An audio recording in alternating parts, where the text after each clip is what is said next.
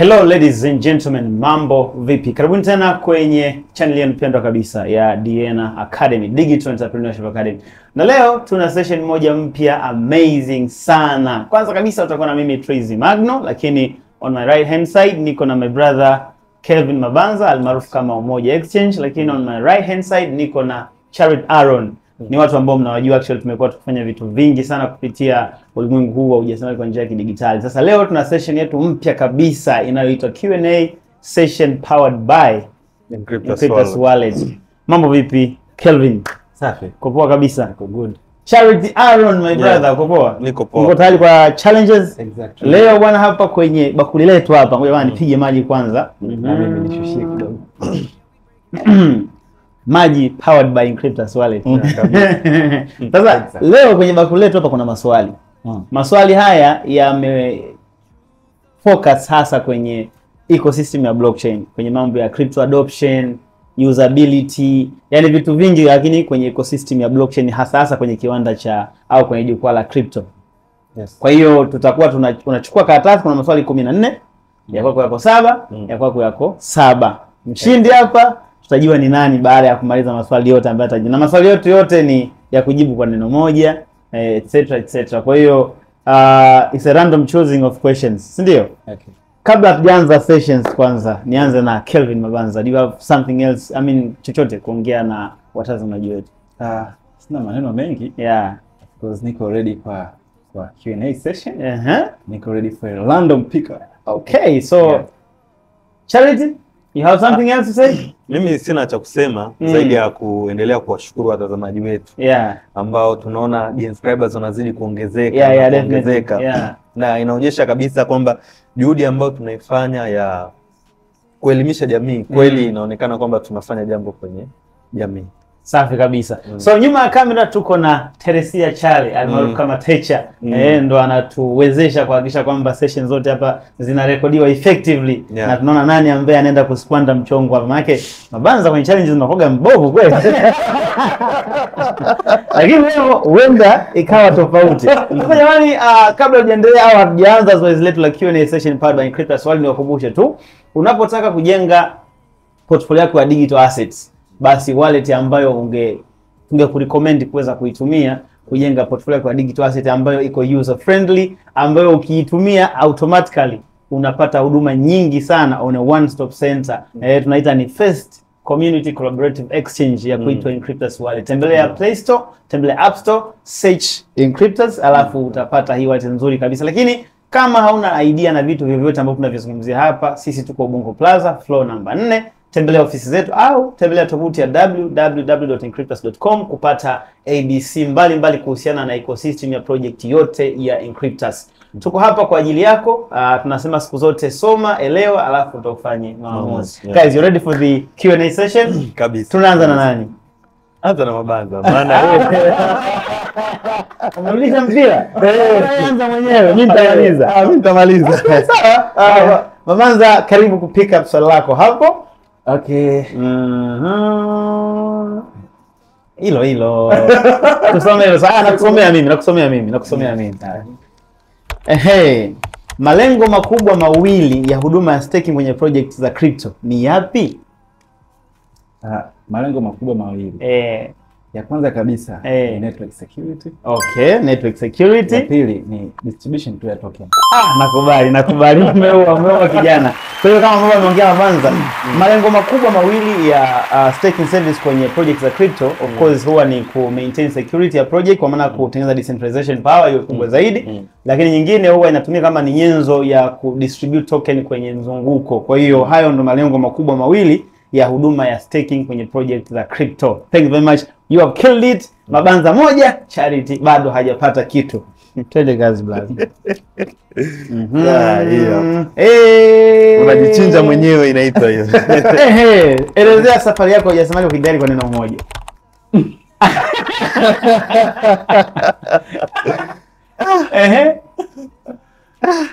Neno linaweza kaa Kiingereza au Kiswahili, hamna shida. Hapo kumaliza ni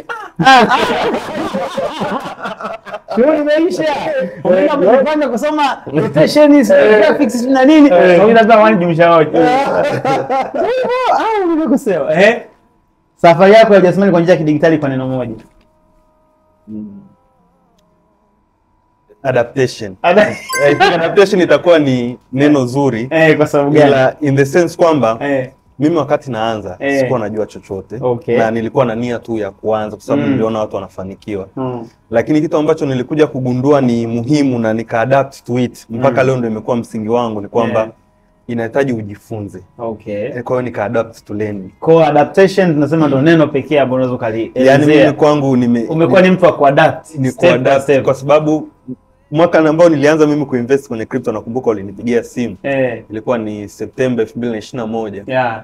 Sikuwa najua chochote. Kwa mimi nikasema let me just start. Lakini ninavyozidi kwenda nikagundua kwamba kwenye industry inabidi uadapt. Notion ambazo nilikuwa nazo mwanzoni kwamba ninunue coin ipande bei niuze, nikaja kugundua kwamba sio notion nzuri kabisa 100%. Kaja kujua kumbe kuna mambo mengine. Kwa hiyo mimi kwangu umekuwa ukiadapt. Nimekuwa nikiadapt. Adaptation ndio kitu ambacho anaweza kuelezea yeye kwenye safari yake. Nice. Swali lako lilikuwa ni sababu kwa sababu ongeza kujibu kwa mawazo yako kutokana na uhalisia wa career yako. Let's go to Mr. Mabanza. Twende kazi blaza. Hapa. Nisome unasoma? Soma. Lete kazi yangu ni kusoma. Swali namba 2 kwa Mr. Mabanza. Uimara wa thamani ya token unachagizwa na vitu vingapi? Taja viwili. Uimara wa thamani ya token. Kwanza kabisa demand. Lakini kitu kingine ambacho kinaweza kapelekea ni utility. Sawa. Kwa hiyo ina maana Mabanza anatuambia utility, lakini utility na demand ni kitu kile kile. Sasa utility ndio ina drive demand. Utility ndio ina drive demand. Yes. Labda kitu kingine ambacho tunaweza tukasema uimara au tuongelee ecosystem. Manake ni tuseme ni lakini basically iko sahihi kwa sababu lazima kuwe na wazo, si ndio? Lile wazo liwe na uhitaji. Kwa hiyo kwa pamoja ndio vinafanya thamani ya token iweze kuwa imara. Definitely you are right man. Nilikuwa na kuchallenge tu. Kwa hiyo utility au ecosystem, utility pamoja na ecosystem demand ndio inafanya ile token iweze kuwa na bei sahihi. Kwa sababu ni sasa nao katengeneza gari alafu likawa halina wahitaji. Gari ni nzuri lakini hana wahitaji. Haiwezi kuwa na thamani. Kwa liwe zuri lakini liwe na uhitaji pia. Kwa hiyo he's right. Uimara wa thamani ya token unachagizwa na vitu viwili. Unachagizwa na vitu vingi lakini moja wapo ni utility pamoja na demand yake. Si ndio? Nipe 5 nijazie ndugu yangu. So we are having 2 questions for Mabanza ambazo zimeenda sawa sawa kabisa. Now we are getting to my brother Charity. Mabanza leo ana kismart sio amelala wapi? Mdogo wangu leo mmoja exchange alikuwa amekasirika kipindi kila challenge ile swali. JP Morgan ni benki kubwa Marekani ambayo inatambulika kwa kuwa na step kubwa kwenye mambo ya blockchain. Hata kuwa na blockchain yake inaitwaje? Tumemnasa. Blockchain ambayo inamilikiwa na JP Morgan inaitwaje? Najaribu kukumbuka hapa. Kinjing. Mabanza 2, Charity 1. Hiyo kweli nimeshika. Blockchain ya nani ya JP Morgan inaitwa Kinex. Unaona sasa? Alikuwa anajua. Unakumbuka mwanzo ajibu lakini mwisho unakumbuka na alishuhudia kwa imeisha. Kwa Mabanza 2 bwana Charity 1 ambako ushapoteza. Tunakuja swali jamani. Nampa kwa Charity ni swali. Mwokote. Aniokote swali Charity. Jeuri kijana. Iliandikwa sana. Hiyo toboy. Iliandikwa sana. Haya twende. Ripple ni moja kati ya project za crypto zinazosifiwa kwenye kujenga mifumo ya malipo. Taja benki moja na ushirikiano wao upoje ambao inashirikiana na Ripple. Kuna benki moja ya US inaitwa SoFi.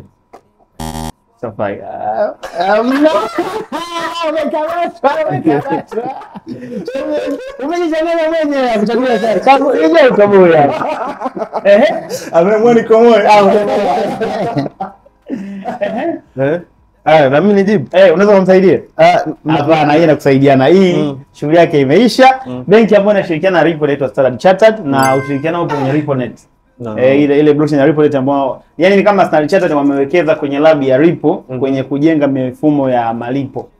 Cross border payments na mfumo ambao sasa wanafanya nao kazi unaitwa RippleNet. Yes, kwa hiyo bwana Charity bwana Mabanza kasha skwanda moja, una nafasi ya kusawazisha. Umejiponza mwenyewe. Tende kazi bwana. Ngoja nitafute ndogo ndogo. Haya. Ni kitu gani kinacho slow down responsible adoption ya crypto? Taja viwili. Responsible adoption ya crypto. Cha kwanza kabisa ninachofahamu ambacho sisi tunakipitia siku zote ni ile watu hawana elimu. Education. Elimu ni moja. Dio. Na cha pili ni mihemko. Hype. Okay, mihemko. Okay, sawa, you're right. Tuseme hiyo vitu vile ni vitu ambavyo vinachelewesha sana ile responsible. Unasema adoption na responsible adoption ni vitu vile tofauti. Responsible adoption maana yake ni kama anavyosema yani una adopt kiwajibikaji. Kwa maana kwamba you are using all the factual and logical analysis kwenye kufanya maamuzi ya kuadopt kitu. Kwa elimu pamoja na mihemko imekuwa moja kati ya vikwazo ambavyo vinasababisha watu wasifanye maamuzi sahihi kwenye kuadopt matumizi ya crypto. Kwa uko sahihi kabisa. Kwa hiyo mbili. Sasa hapa bwana Mabanza inawezekana. Twende kazi. Nichagulie. Unajikadiria kidogo kidogo. Nakute chini. Kwa sababu tumekuwa tunafuata mlolongo juu. Haya. Chukua kule chini. Kwenye mtoli nyama ziko chini. Nyama hiyo. Nyama. Hiyo haiwezi kuwa nyama. Hili swali ukishindwa najiuliza wewe ni agent wa namna gani? Kwa nini stable coins zina dominate sana payment service kuliko zingine? Sasa kwa sababu ya price stability.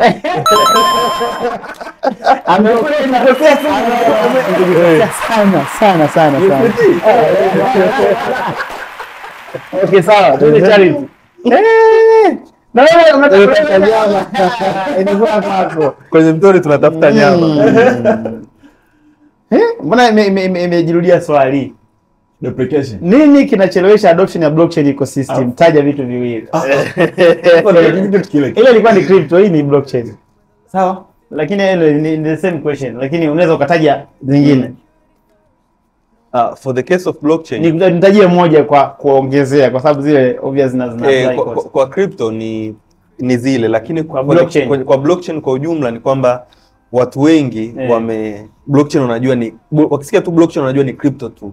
Lakini hawajui kwamba kuna other different applications za blockchain ambazo pia kwa tuseme tunarudi pale education. Bado ni education.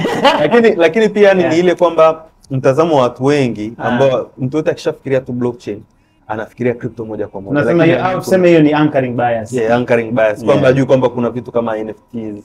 Sijui kina gamifies nini ambazo data management. Okay, sawa.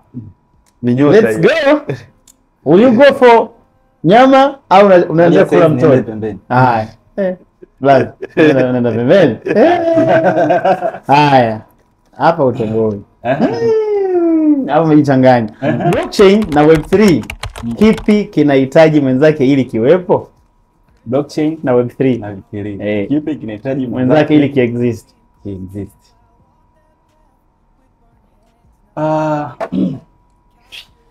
Mimi naona kuku na yai nani kamtangulia? Nisema mwalimu kumtangulia mwenzake. Mimi naona kama nani Web3 inaanza blockchain hapa. Hapana.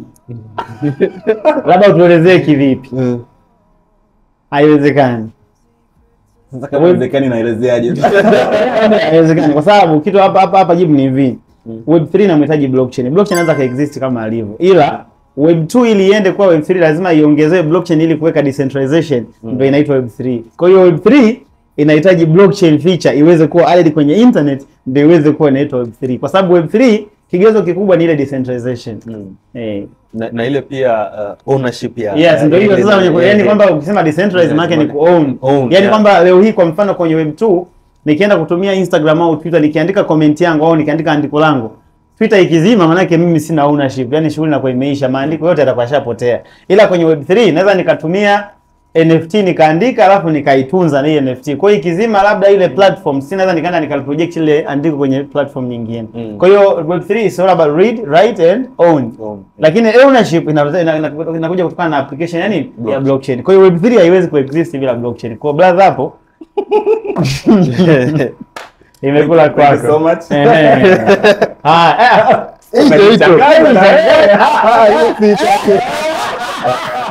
Nimeimaki. Sitaki haya, twende kwenye hesabu sasa. Token ikishuka kwa 40%, lakini supply na utility hazijabadilika, nini kinakuwa kimebadilika? Token imeshuka kwa 40%. Imeshuka kwa supply iko vile vile na utility yake iko sawa vile vile. Manake sasa hapo jibu fupi, jibu inabidi nitoe jibu refu maana jibu fupi. Fupi. Toa kateni kimebadilika. Kimebadilika nini? Yaani hebu tuwe tena swali. Token imeshuka kwa 40% yake. Lakini supply iko vile vile na utility haijabadilika. Nini kinakuwa kimebadilika? Maana yake hapo kilichobadilika ni demand, kwamba watu wameuza. Sentiment, ndio. Sentiment. Sawa kabisa. Okay, so tena ni Samabanza.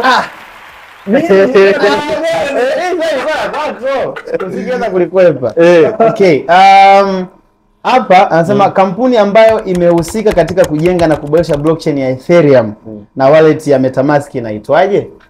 Kampuni ambayo imehusika kujenga na kuboresha blockchain ya Ethereum pamoja na wallet ya MetaMask inaitwaje? Wallet ya Ethereum na blockchain ya wallet ya MetaMask na blockchain ya Ethereum.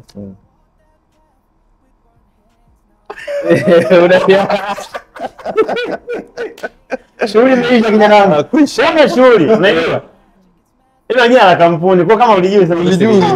Jina kampuni inaitwa Consensys. Usigeza. Mbali sana. Kapata 4 kakosa 3. We, kapata 4. Hivi tena nimekosa 2. Ila 3 umekosa. Basi. Mpaka 4 umekosa 3. Si ndio ameisha maswali 7, amekosa amepata 4, amekosa 3. Kwa hiyo sasa wewe umepata 3. Nimekosa 1. Moja. Sawa. La mwisho. La ushindi. Ili utoboe.